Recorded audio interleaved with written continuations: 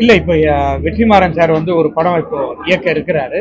அந்த படம் முடிஞ்ச உடனே அடுத்த படம் வந்து வட சென்னை 2 தனுஷ் நடிக்கிறதுல வேல்ஸ் பிலிம் இன்டர்நேஷனல் தயாரிப்பு இருக்கீங்க, நடிக்கவும் செஞ்சிருக்கீங்க. பாரதி ராஜா சாருடைய சினிமாவையும் இப்ப ட்ரெண்டிங்ல இருக்கக்கூடிய சினிமாவையும் ஒப்பிட்டு பார்க்கும்போது எப்படி இருக்கு சார்?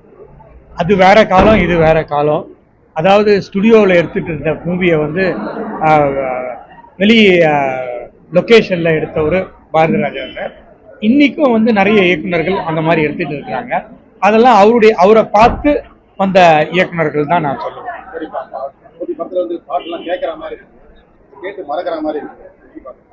ஏன் இன்னைக்கும் நிறைய பாட்டு கேட்கற மாதிரி இருக்குங்க, அது எப்படி மறக்கிற மாதிரி இருக்குன்னு சொல்ல முடியாது.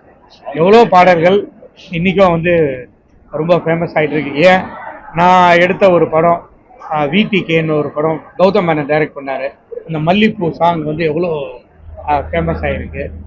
அதனால நிறைய படங்கள், நிறைய பாடல்கள்லாம் ஃபேமஸ் ஆகிட்டு தான் இருக்கு.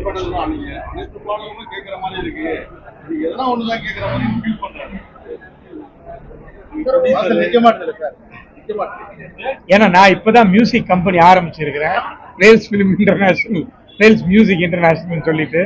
அதனால நிச்சயமா நல்ல பாடல்கள் வரும் என்று எதிர்பார்க்கிறேன்.